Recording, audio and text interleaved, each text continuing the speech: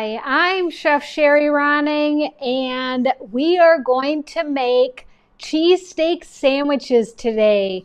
I am calling this a Michigan cheesesteak sandwich because I know it's not, I'm not going to compete with all the other cheesesteak sandwiches out there. So this is just my version, healthy, I'm going to show you how to make it a little bit healthier, and but it's a quick meal. This is something that I like to make on the griddle, and it is super quick. And we get a hankering for it every once in a while, especially like game days. This is a great game day sandwich. And if you're looking for, something to have for game days or just a weeknight meal, this is what you were going to want to make. So simple, super simple ingredients. But this is something that I found is kind of hard. So to find what I want, I'm hoping this is going to be what I want, because normally what I get in the store is just like shaved beef pieces, and this is all I could find. So it says boneless beef, extra thin and I'm gonna slaughter this, I'm not exactly sure how to pronounce it, carne padilla. So I'm not sure if this is the same thing. We're gonna find out. It looks like it's gonna be what I want. But basically you don't want deli meat. You don't want to go to the deli and get like the cooked meat that's in the deli. This is actually raw, very thin beef. And let's see. I'm gonna and I think it is pretty much, yeah, it's just thin slices, thin pieces. Normally what I get is like thin, like long pieces. So this is more like chunks, but I think it'll still work. We're going to go with it, roll with it. So, it's red in color, which is exactly what you want. You want it thin. You want to be able to just quick cook this is what you want with this. I'm hoping that you can't hear too much, but I'm making in the air fryer. I'm making, hi Dan, how are you? Thank you for joining us again. I really appreciate you being here.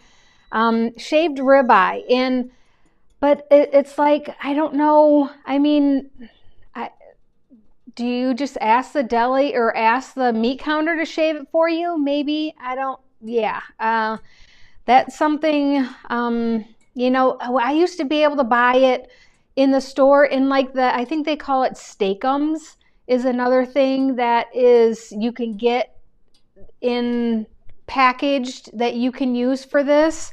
I'm going to just check my air fryer. I'm doing my husband has been on a kick with air fryer French fries. So I just have some in here, and I'm going to let them cook more longer. I'm actually going to turn the temperature up on it. So I did those for like 15 minutes, but I'm going to put them on for a little bit longer. So simple. This is a simple recipe we've got the sliced beef. I have the sliced onions and the peppers that I have. I'm just going to use some olive oil to cook it in. Your favorite seasoning, which if you know me, I like the Lowry's and the Morton seasoned salt. You can use salt and pepper. You can use any of your favorite seasonings that you do. We're going to add cheese to it. Normally I like to do slices of provolone cheese. And, you just put it on and just melt it. You can use any kind of cheese that you want. I use preferably the white cheese. But any type of cheese will work. And then as far as I'm doing this for us for dinner tonight. So my husband likes to have it on a bun, just simple buns, nothing fancy. I've done like hamburger buns. If I want to use leftover buns, you can use any kind, pretzel buns, you know, like sub buns is kind of what I suggest. But I'm going to toast his because it just will add just a little bit more flavor for his. I just took a little bit of butter and I'm putting this on the griddle. I have this preheated at 350 and I'm going to just put this on before I start here and just toast it. With mine, I'm going to make, instead of the bun, the bread bun, I'm going to use the lettuce as my bun. So I'm going to make up the beef, the sliced beef and the peppers and the onions, and I'll put the cheese on it, but I'm going to use lettuce for my sandwich part of it to kind of give you a little bit healthier version on this. Hello, Stephen. Thank you.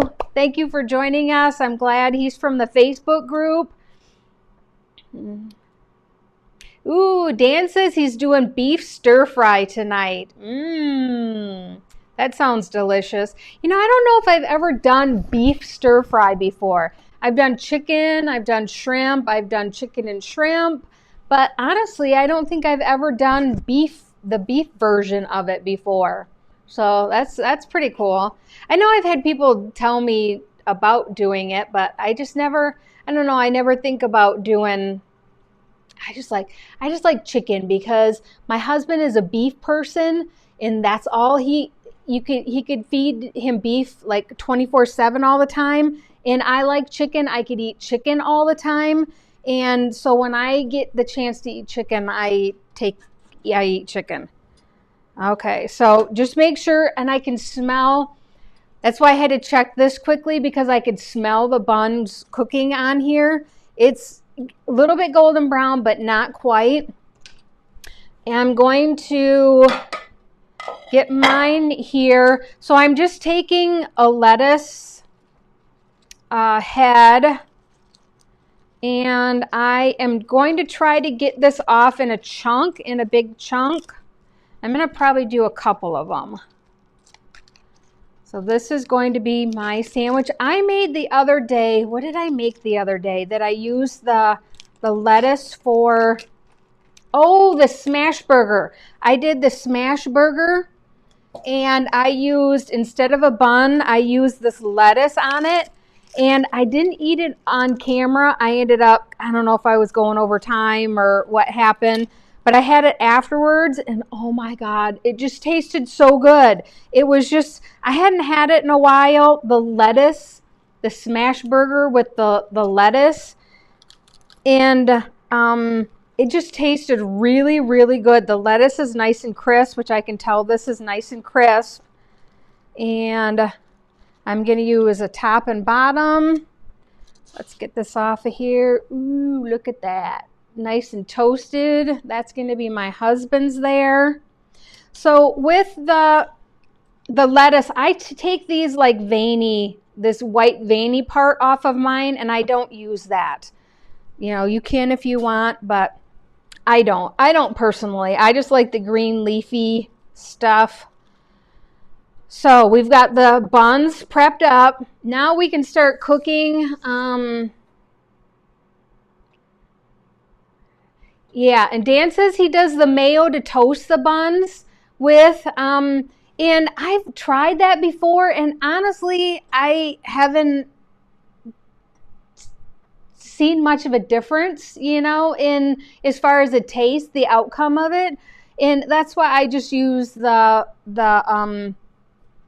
butter spread on mine. But yeah, mayo is good. I am actually going to be using mayo Miracle Whip. I'm a Miracle Whip lover. I'm one of those that I grew up on Miracle Whip, and so that's what I'm going to be using for our sandwiches.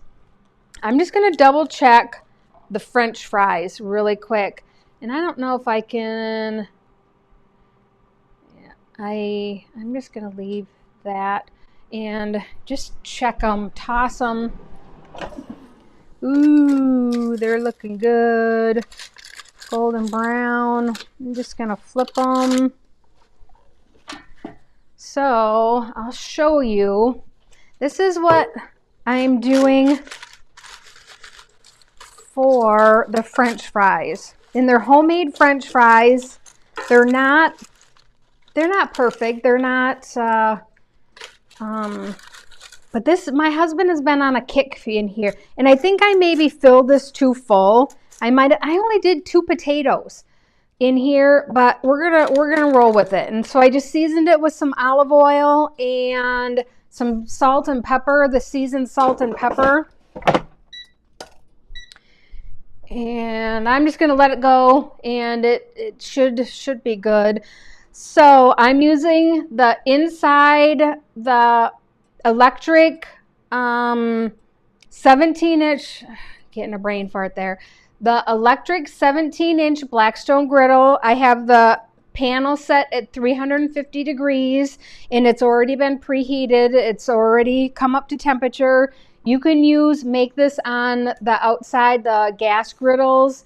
I have the 36-inch Blackstone, and I also have the 22-inch Blackstone that I use outside, that you can do this recipe on there as interchangeable.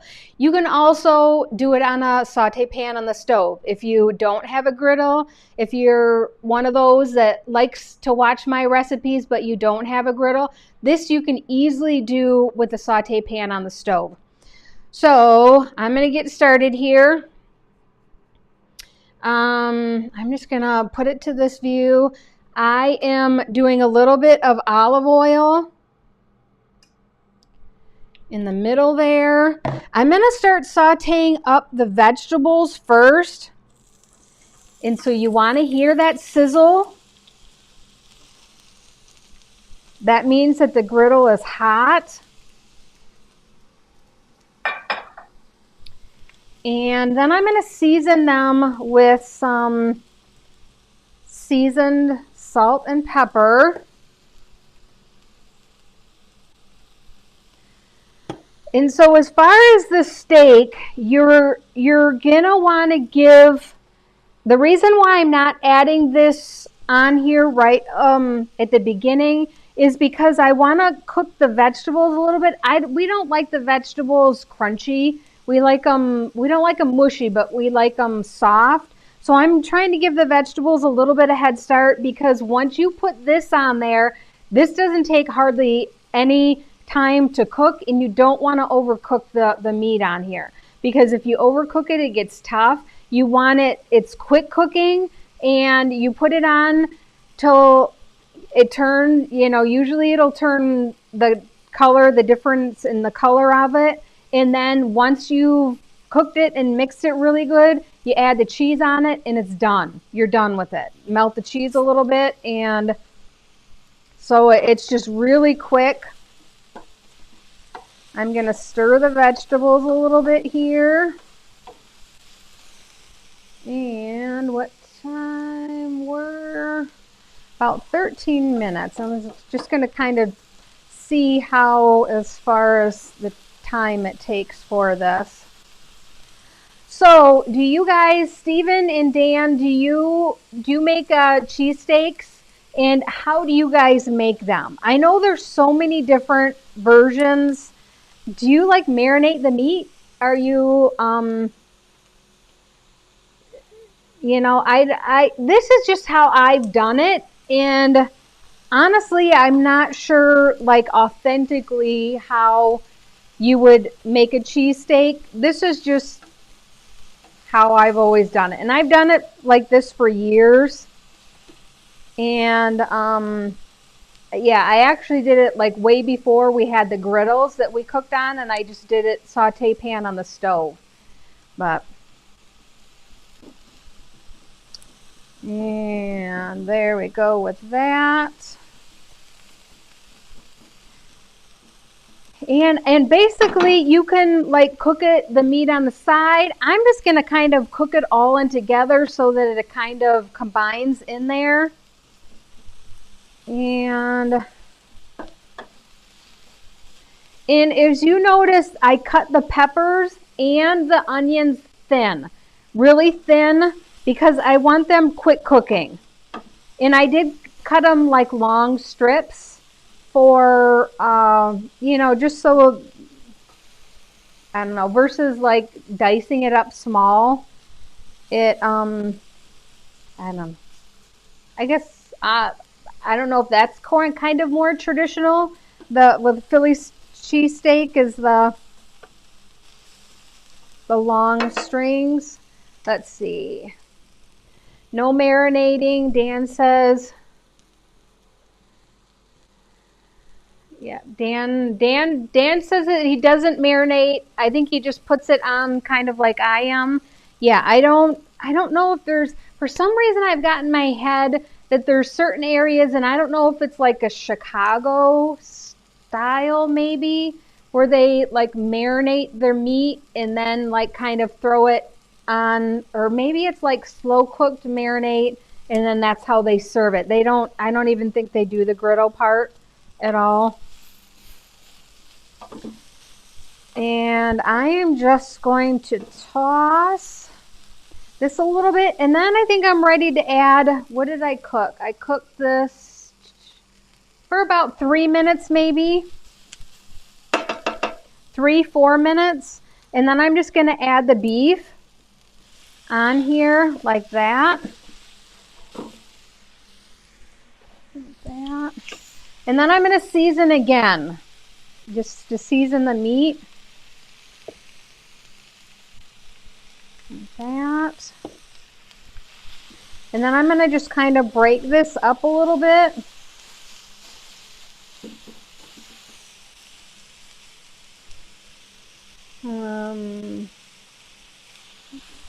Dan says he likes my strips, the strips. And I think that's a traditional. I just think that for Philly cheesesteak, I think it's just traditional.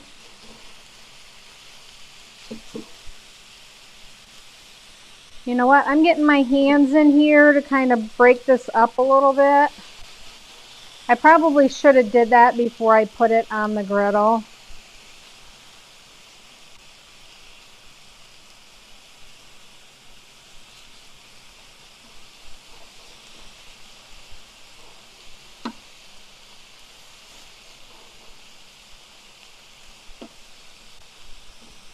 Like that.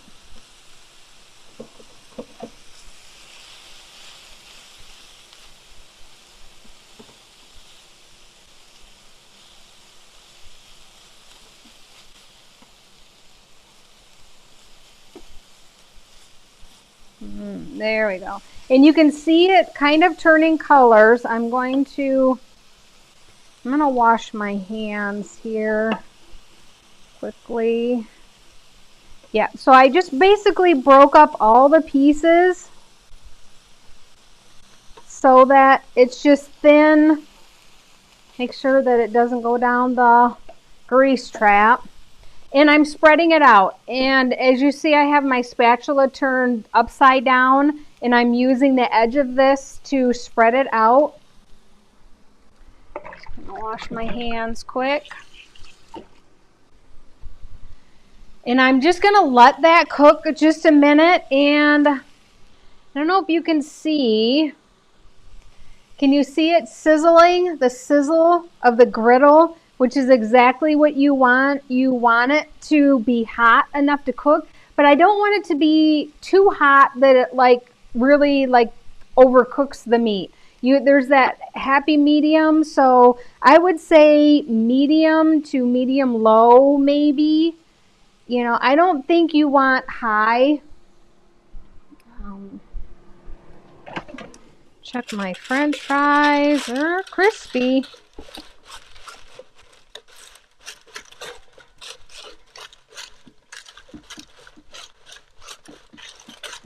Really good. Oh, like that. I'm going to let them just go just a little bit. And you know what? I'm maybe going to add some Parmesan cheese. Let's just do a sprinkle of the Parmesan cheese on this. Like that. Yeah.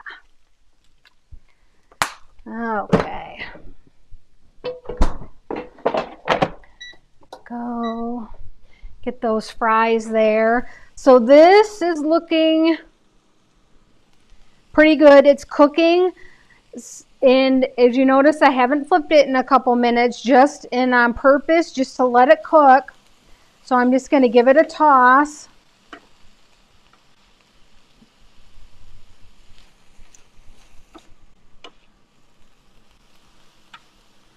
Kind of flip the pieces. So basically I am just trying to get rid of, and you can with this, if you want it, you can have a little bit of color, red color, but I usually just cook it just until that the red color is gone from the meat. And then that's when I put it on the bread and serve it, or I'll add the cheese to it. But as you notice too, I am spreading the meat out. It's not in one mound in the middle of the thing. I'm spreading it out so it's kind of a single layer. And then I'm also, it's hottest, this griddle is hottest in the middle, but not so much on the outside. So I'm keeping it towards where, I want it where the hot spot is at this point. And then my goal is to just try to get the meat to change the colors from the red to like a brown. And with this recipe, I'm not really shooting for like a golden brown. I'm not taking it to where you'll get like golden brown bits on this, because if you do that, then that's kind of where you're going to overcook it. This is just like a super quick cooking, and you can easily overcook the meat on this stage, and you don't want to do that. I have done that and had it tough, and it's like, it just doesn't work out. And as you see, I'm kind of just poking, and I'm just messing with some of the red meat parts and just flipping them over if I need to, or if they're like stuck together with other pieces of meat, I'm kind of trying to break them apart and get them broken up there to get the color away. And I can see like some of this is already done. And it's hot. This griddle gets stuff really, really super hot. So I'm just going to test this for seasoning. I think it's good. I got the pepper seasoning in there. And the meat is looking really good. So I'm going to kind of break this up. And this is probably a lot for my husband and I. I used a pound. I think it was a pound of meat. And for us, it's probably a little bit much. But I'm going to roll with it. I'm going to go... That's going to be his. He likes a lot of meat anyway, so I'm going to do his here. That's going to go on the bun, and this is going to be mine that I'm going to just put on my lettuce. So I'm just going to add my cheese, and if you have cheese slices, use them. I like to do the provolone cheese, and you can shred your own, whatever works for you. And actually, I'm going to take some for Lola, because that's a little bit much for me. I know she's not going to eat the peppers, but I will put them on Randy's because I think he'll eat them. Like that. Ooh. There we go. That'll give Lola something to eat. She's resting right now, which is kind of unusual. And I'm just going to put this on mine. And if there's anything in here that like you don't like, if you don't say you don't like the peppers, you can eliminate the peppers, or the onions if you don't like the onions. Or maybe, I'm just going to use it all. Use it all that I got here. Maybe, I was thinking, which I didn't, but I was thinking of adding like mushrooms. Like you could add sliced mushrooms to it. Or like even if in the summertime we have like zucchini and squash that we like to saute up. Something like that might be really good in this kind of a sandwich. And actually, I'm going to turn it off because the meat is done. I'm just trying to get the cheese melted. And I don't really want to overcook the meat. And at this point, this is where I would say you could probably use the dome lid. The way I have it positioned, this isn't going to work. But yeah, or if you had the lid over top, you could use it. But as far as like melting and stuff, I think Dan and I were talking about this before, that lid isn't really the best for stuff like that or for like cooking. It's nice to have the lid, but when I really needed it to cook this, I can't remember what I was cooking. Do you remember, Dan, what I was cooking the other day that I was struggling with the lid and I was just having all kinds of problems with it? But yeah, this is how simple this is. Super easy there. And I could probably, this is, let me get a little bit closer for you here so you can see. So this, it's like melted, but it's not quite in the middle here melted. And you see it is bubbling around. And this is the same. It's, the middle is not quite melted, but it's around the edges. It's doing pretty good. So I'm going to see if I can gracefully take this off. I really want to get that. I might have to do it in stages. Yeah,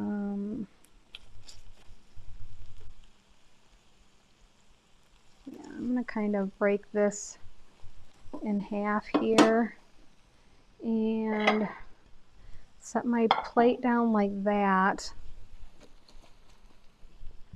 I'm going to go like this, go this way with it.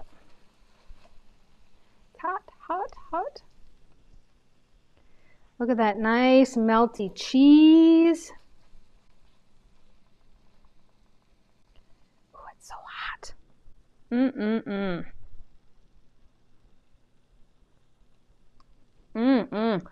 Dang, it's hot. And I'm going to try to add this on here for him so that I fill up his sandwich. Just like that. So good. So look how good that turned out. And what time are we at? We are 28, so about 15 minutes, 20 minutes, less than 20 minutes to cook.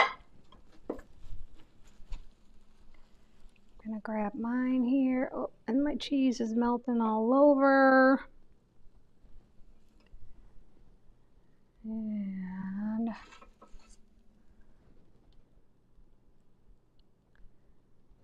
there we go. And you can add your desired toppings on it.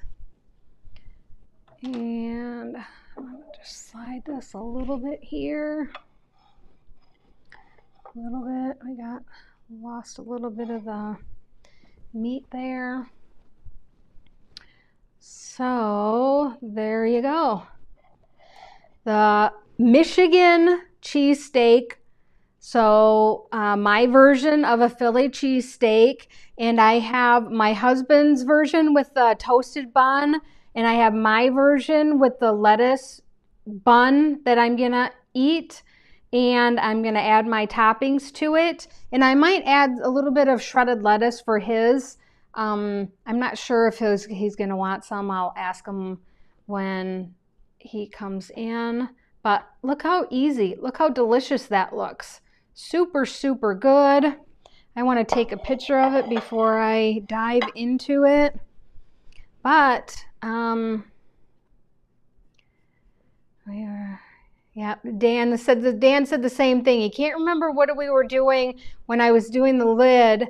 Because this is, what am I on? Recipe number 23 of the Healthy Griddle cooking series. So if you've missed any of the recipes, make sure to go back and watch that. Oh, I think I know what it was. I was making cloud eggs, and I was trying to get it to like cook, because I had it on low, and I was trying to get it to cook like around, and I think that's what it was, the cloud eggs. That turned out really good when I ate them afterwards, and I was like, these are really, really good.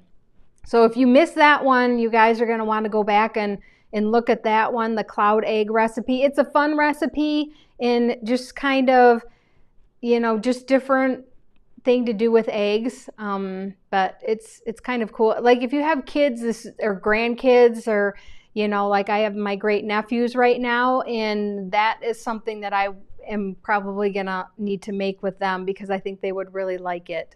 So okay, I am going to head out, and I hope you guys have a great evening, and we will see you tomorrow. Tomorrow is the Lions football game, so I will be coming on a little bit earlier for that. I'm not sure what I'm making. I think I had an idea, but yeah, so we will see you tomorrow, and I hope you guys have a great evening, a great weekend, and we'll see you again. Bye.